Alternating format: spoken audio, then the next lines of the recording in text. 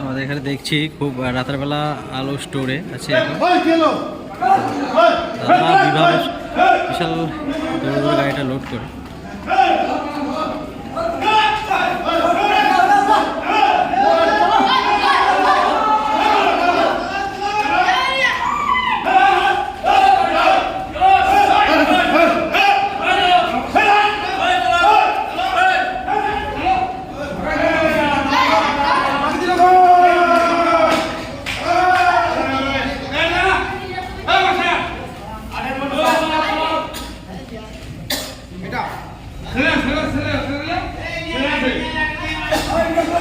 দাদা ক বস্তা করে লোড করো দুদিন এইভাবে দৌড়ে দৌড়ে কত বস্তা লোড করো তোমরা?